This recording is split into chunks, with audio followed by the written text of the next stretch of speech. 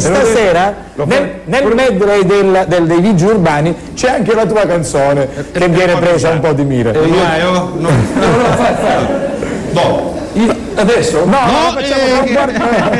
la facciamo tra un po', perché la sofferenza deve essere lenta. Posso un attimo, scusa, posso notare la famiglia? Guarda, prima del telefono Enrica, non saccio se me lo cogliai.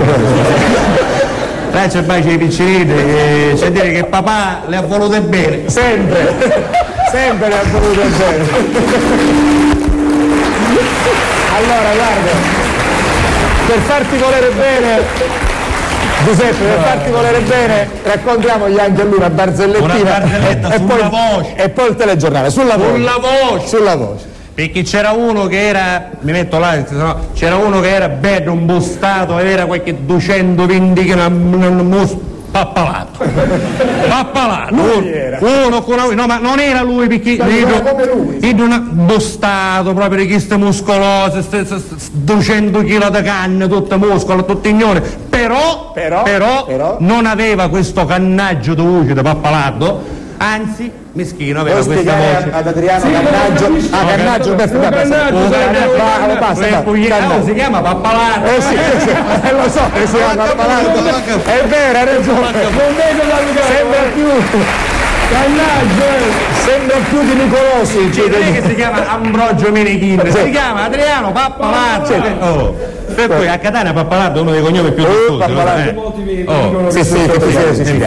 Per cui a un certo punto non aveva il cannaggio dovuto da Pappalato e manco dall'assessore Castiglione, perché anche noi abbiamo un assessore che se cantasse sarebbe che se cantasse io Fausto Leale, Benzione, via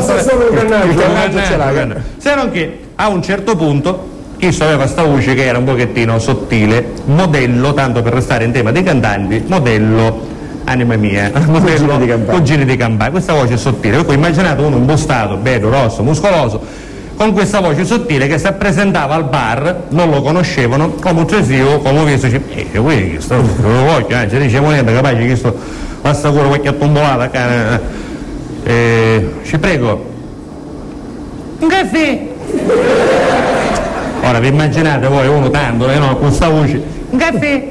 Insomma, giustamente un banconista si accalava sotto l'angolo perché non ci poteva ridere che andava a faccia, si pareva male, no? Faceva finta che stava cercando un ghianotto, qualche cosa nella friggetiera, stessi 20 minuti calato, insomma ci fece questo caffè tutto cosmennavano. Ora uno che aveva questa voce sottile in un corpo del genere, giustamente era, come si dice, era occasione di sberleffo, no? Vedo meschino, tra l'altro, se ne faceva di questa cosa, come si dice in italiano, se ne faceva, per cui insomma non parlava con noi, era molto chiuso, perché meno parlava meglio era, per cui insomma era un problema. Un giorno finalmente decide di andare da questo logopedista che faceva sistemare questo problema. A un certo punto come si dice, dottor Rosario, questo problema, caro dottore, sarà che non fa, per così, tanto per dire, questo problema purtroppo, sai, io non parlo con noi perché con questa voce, sai, mi affronto un cristianazzo come mia, mi pare male, purtroppo se possiamo insomma risolvere questa cosa. Dice, guardi, io non saprei, c'è una cosa, dice, come mannano dal Giappone, dice, sai, questi giapponesi sperimentano cose strane, però dice, non lo so, insomma, se funziona, dice, perché non l'abbiamo provato mai, fra l'altra cosa costa un sacco di soldi.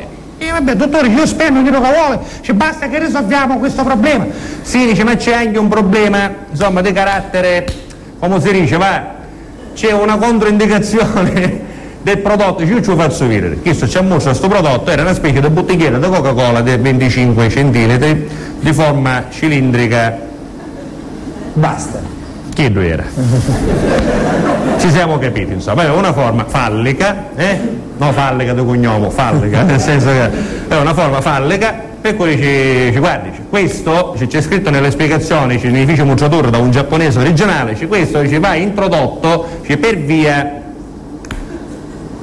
Abbiamo capito, basta.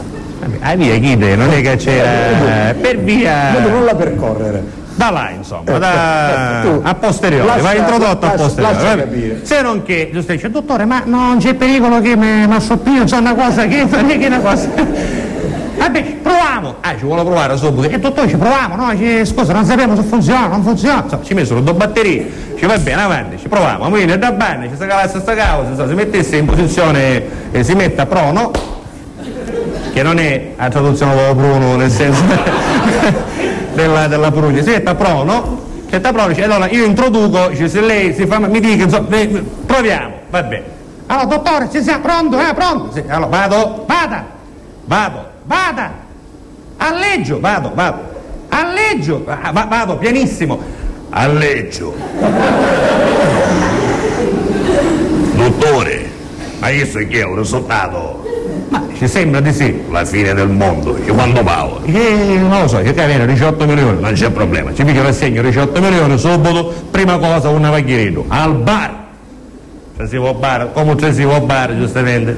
Tutti quelli che l'avevano visto, il giorno prima, io da io con la voce fina, tutta sta carne pessa, con la voce fina, cosa ne passa? Fa una voce che fa ridere. Questo si presenta al banco, chiaramente la voce cambia anche l'atteggiamento, no?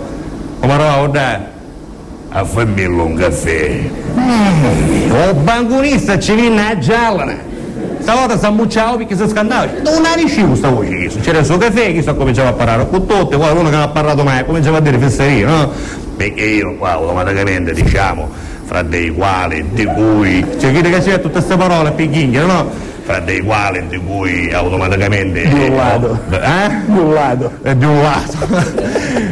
Qualemente parlando. Insomma parlava con tutta pare, picchiava parola, insomma. Stava fatto l'amicizia, una mattina arriva al bar, tutto pare, mi guarda c'è chi che aveva, perché poi l'opinione pubblica cambia così all'ordine del giorno. Ci guarda c'è chi che aveva da voce fino a che ora aveva una voce, entra al bar, che sto aspetto, arriva al banco. Un caffè! Ascoltai a casa! Per cui giustamente subito cerco il telefonino, non lo trovavo, cerca la cabina telefonica, una scheda, una cosa, casa questa cabina telefonica, inficca la scheda, fa un numero da casa, ci chiama sua moglie per dire non era sto coso. Che pronto Maria? Senti, perché sopra la colonnetta della stanza letto c'è chiesto un agente che mi resta un dottore, cerco lo vero con me. La moglie te l'avevo trovato. Senti, beh, da me che mi sta guardando. Giuseppe Castiglia.